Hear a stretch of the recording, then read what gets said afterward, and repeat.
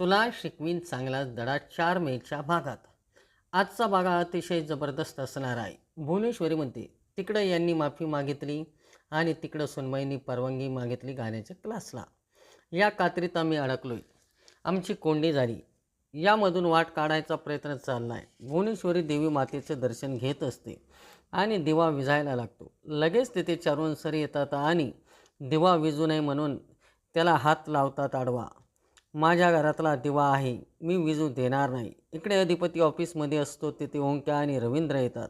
ओंक्या म्हणतो, बाबा आपलं सगळं काम झालं बरं का. ते बाथरूमचं आणि कॅन्टीनचं म्हणालं होतं ते एकदम टकाटक झालं. त्या बाया इथं आल्यानंतर एकदम घरच्यासारखं वाटलं पाहिजे त्यांना. हे बघा, त्यांना इथं आल्यावर घरच काम वाटलं पाहिजे, घरात आल्यावानी पाहिजे.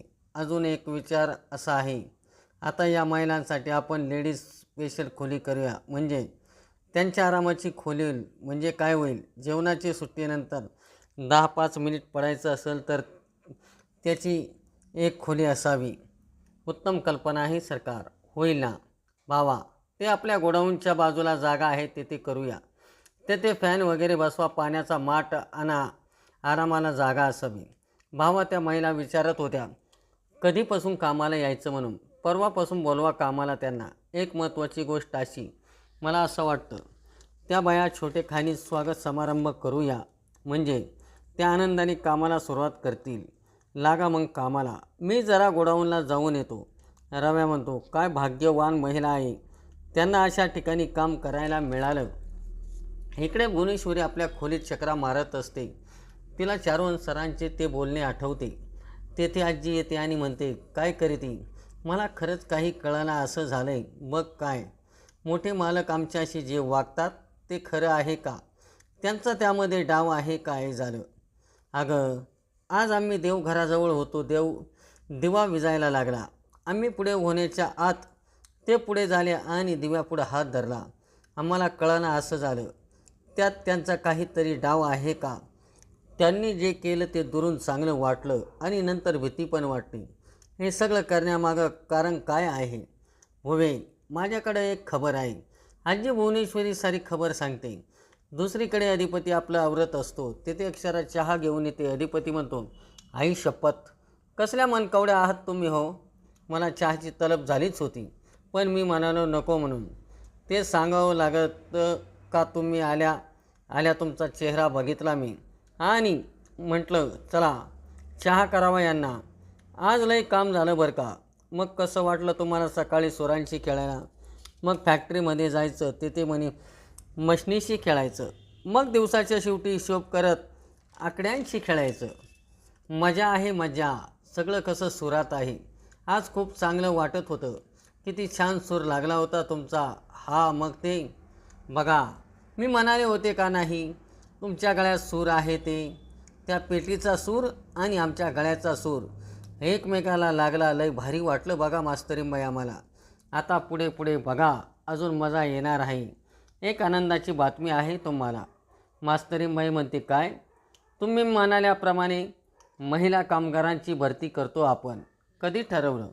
अहो ठरवलं, आता महिला कामगार येणार. सगळी व्यवस्था व्यवस्थित केली आहे बघा. विषय हार्ड केला आपण टकाटक. वा वा वा, खरंच तुम्ही हा निर्णय घेतला, खूप चांगली गोष्ट केली. तुम्हाला माहीत आहे का, हे मी ते विसरूनसुद्धा गेले होते, पण आम्ही नाही विसरलो. तुम्ही बोललेलो, तुमची कुठलीच इच्छा आम्ही विसरू शकत नाही, हे लक्षात ठेवा. पण तुमच्या फॅक्टरीत सर्व पुरुषच काम करतात ना. त्यांना सवय नाही आहे महिलांबरोबर काम करण्याची. त्यांचं असं होऊ शकतं की अचानक नवीन आलेल्या महिला कामात लुडबुड कशाला करतायत, यांना काय कळतं आहे कामाचं, असं वाटेल त्यांना. त्या कामगारांची तुम्ही शाळा घ्या, त्यांना समजावून सांगा. शाळा जर घ्यायची असली तर मग मास्तरीबाई तुम्हीच या, ते काम तुमचं आहे. माझी शाळा शाळेत आहे, ते काम तुमचं आहे. फॅक्टरी शाळा तुम्हीच भरवायची. तुम्ही त्यांना पटवून द्या. जर एखादी गोष्ट येत नसेल तर तुम्ही त्यांना ती शिकवा. जगात येणार नाही अशी कुठली गोष्ट नाही. आणि त्यांना तुम्ही सांगा का तुम्हाला जन्म देणारी सुद्धा एक बया माणूसच होती. त्यांचा आदर करायला शिका. बरं झालं तुम्ही विषय काढला मॅडम. ओंक्याला आत्ताच फोन करून सांगतो. 1-2 दिवसात त्या बायका कामाला येतील साऱ्या. त्याच्या आधी त्याच्या कानावर घातलेलं बरं. अधिपती ओंक्यास फोन लावतो आणि म्हणते कुठं आहे. ओंक्या म्हणतो जरा बाहेर आलो. बरं बोल की तू. मी जे सांगतो ते तू आपल्या कामगाराशी समजून सांग. तुझ्या भाषेत गोड याच्यात सांग. आपल्या सर्व कामगारांना सांगून ठेव का आता महिला कामगार कामाला येणार, त्यांना प्रत्येकाला रिस्पेक्ट द्या हे तू सांगून ठेव.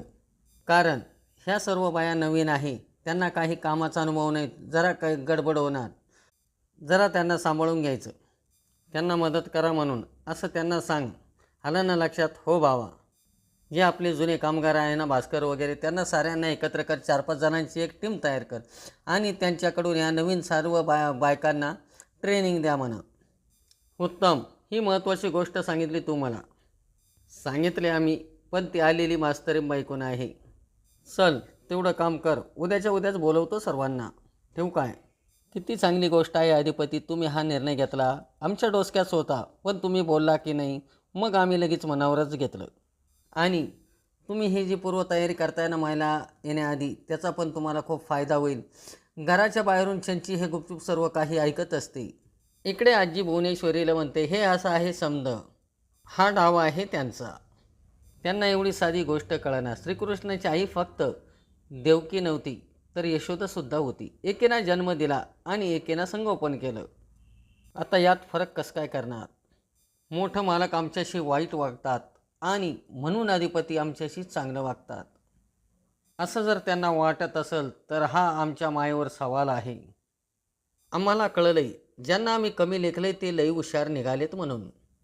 सुनबाईंची शाळा नुसती शाळाच नाही तर घरात पण आहे, हे सारं त्यांचं डोकं आहे. पण त्यांना माहिती नाही आम्ही त्यांना पुरून उरू असं काहीतरी करू आम्ही की आजपर्यंत या घरात असं काही झालेलं नसेल. म्हणजे नेमकं काय करणार आहे तू भोवे? कळल, लवकरच कळल तुला.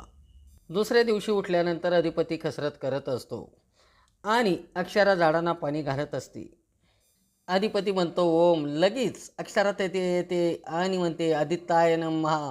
हो, व्यायाम करतो नाही तर तुम्ही मंत्र काय म्हणता आहात? जादू करतायत काय आमच्यावर? अहो जादू कसली? सूर्याचे मंत्र आहे. सूर्य नमस्कार घालतायत ना तुम्ही, मग हे मंत्र म्हणा की. बघा, सूर्यनमस्कार म्हणजे हा योगाचाच प्रकार आहे. काय हरकत आहे ते करायला? हो बरोबर आहे तुमचं, पण एकट्या माणसाने काय काय करायचं? व्यायाम करायचा की ते पाठ करत बसायचं? त्यापेक्षा एक काम करत जा. आम्ही व्यायाम करताना तुम्ही मंत्र म्हणत जा, आम्ही व्यायाम करतो. त्यापेक्षा मी तुम्हाला सर्व मंत्र लिहून देते आणि तुम्ही ते पाठ करा. त्यापेक्षा मी तुम्हाला लय भारी आयडिया सांगतो, एकदम खतरनाक. आपण दोघेही संघच व्यायाम करत जाऊ. व्यायाम बी होईल, मंत्र बी होईल, एक नंबर काम होईल. तसं बी तुम्ही शाळेत सांगता की शारीरिक शिक्षणाचा व्यायाम स्वतः करायला नको का? आमच्या आईसाहेब कायम सांगतात, व्यायाम करून जर शरीर बळकट असेल तर मन ताजं असतं माणसाचं. अक्षरा म्हणते खरं आहे तुमचं. मग आपण खोटं बोलतच नाही कधी. शरीर बळकट झालं का मन बी बळकट होते. तेच मुळांचं काम आहे हे झाडं वगैरे यांचं. तुम्ही बरोबर म्हणावं म्हणून एवढं मी कीर्तन केलं, बाकी काही नाही. हो बघा की आपण लावलेलं ते रोप किती बरं मोठं झालं आहे. अगं बाई खरंच की, आणि त्याला फुल पण आले. थांबा थांबा. अधिपती त्या झाडाचे फूल काढून आणतो आणि वास घेतो आणि अक्षराला म्हणतो वास घेऊन बघा. अक्षर म्हणते काय सुगंध आहे हो. आपण लावलेल्या झाडाचं पहिलं फूल लावा की केसात. अहो कशाला लावा की, त्याला काय होतंय? खरंच काय छान वास आहे, काय भराभर मोठं झालंय ते झाड. तुम्ही आटपा लवकर आणि यात मी वाट बघते. इकडे भुवनेश्वरी देवीची पूजा करत असते आणि मनातला मनात म्हणते आई अंबाबाई, आमच्या बाबतीत या घरात काय चाललंय हे तुला चांगलंच माहिती आहे. आमच्या सुनबाई आमच्यावर डाव टाकायला लागल्यात. त्यांच्या डावांना आम्ही आमच्या पद्धतीने उत्तर देणार. लगेच अक्षरात येते. भुवनेश्वरी म्हणते काय झालं, घ्या की दर्शन. नाही, तुमची पूजा सुरू होती म्हणून थांबले होते. काही हरकत नाही, घ्या की दर्शन. मॅडम तुम्ही काहीतरी चुकल्यासारख्या वाटतात. तुम्ही गजरा नाही माळलाय का? एरवी तर गजरा असतो की तुमच्या डोक्याला? एरवी असतोय, पण आज आम्ही जरा विचार केला आहे. कपाळाचं कुंकू, गळ्यातलं मंगळसूत्र, केसामधला गजरा ह्या बाईंच्या शृंगारामधील 3 महत्त्वाच्या गोष्टी असतात. अहो आता तुम्ही पण बघा की, तुम्ही पण फुलं माळलेलीच आहे केसात. हो खरं तर नेहमी नाही मी माळत, पण आपल्या झाडाला आली होती, अधिपतीने आणून दिली म्हणून मी लावली ती फुलं. असं आपल्याला कोणीतरी फुलं आणून दिली पाहिजे, तेव्हा या साज शृंगाराला अर्थ आहे, नाही का? आणि आमच्या बाबतीत असं कुणी आणून देईल अशी अपेक्षाच ठेवण्यात काही अर्थ नाही. जाऊ द्या, जे आहे ते आहे, ते काही बदलणार नाही. इकडे अक्षरा गजरा घेऊन बाबांकडे येते आणि म्हणते, बाबा हे घ्या आणि तुम्ही कोणाला तरी द्यायचा आहे. पण बाबा म्हणतात, हे काय आहे? गजरा हा मी द्यायचा आहे कोणाला तरी. अक्षरा म्हणते, मॅडमला. सर म्हणतात, अच्छा, चारूच्या फोटोसाठी आणला आहे, दे. लगेच अक्षरा म्हणते, नाही, भुवनेश्वरी मॅडमला द्यायचा आहे. हा गजरा तुम्ही भुवनेश्वरी मॅडमला द्यायचा आहे. अक्षरा, वेडी आहेस का तू? तुला कळतंय का तू काय बोलती? हे शक्य नाही आहे अक्षरा. हे असं नाही जमणार मला. अक्षरा, तू म्हणाली तर मी भुवनेश्वरीची माफी मागितली. मी काहीही बोललो नाही. हे मला जमणार नाही. बाबा हे बघा, तुम्हाला तर गजरा त्यांना द्यावाच लागेल. ते अति होते. अहो होऊ द्या ना की बाबा. ते तुम्हाला माहिती आहे का मॅडम मला आज काय म्हणाल्या? त्यांना खंत वाटते. इतक्या वर्षात त्यांना प्रेम मिळायला हवं होतं, ते त्यांना कधी मिळालंच नाही तुमच्याकडून. साहजिकच आहे ना बाबा. कुठल्याही नॉर्मल स्त्रीला वाटणार का आपल्या आयुष्यात कोणी चांगलं यावं, त्यांनी आपल्यासाठी गजरा आणावा, तो आपल्या केसात घालावा, लावावा. अक्षरा, कुठल्याही नॉर्मल बाईसारखी ती वागली आहे का कधी? ते मान्य आहे ना बाबा, पण आपला उद्देश काय आहे तो तरी क्लिअर आहे ना. अक्षरा, मला वाटतं हे खूप काही नाही गडबडीने होते, असं नाही वाटत का तुला?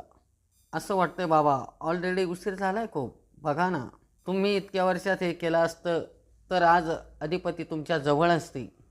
अक्षरा, हे मला जमणार नाही. हे खूप जड जाईल बाळा. मला जड जाणार आहे हे मान्य आहे मला, पण आपल्याला त्याचे रिझल्ट बी येतात ना बाबा. त्या दिवशी तुम्ही मॅडमची माफी मागितली, अधिपती किती खुश झाले, त्यांनी चहा दिला तुम्हाला आणि तुम्हालाही किती छान वाटलं. हेच तर हवं आहे ना आपल्याला बाबा. काही गोष्टी मनाविरुद्ध कराव्या लागणार आहे बाबा आपल्याला. ठीक आहे, अधिपतीसाठी मी वाटेल ते करायला तयार आहे, फक्त अधिपतीसाठी. चारून सर गजरा घेतात अक्षराकडून भुवनेश्वरीला देण्यासाठी. आजचा भाग कसा वाटला ते लाईक करा, शेअर करा आणि आमच्या चॅनलला सबस्क्राईब करा.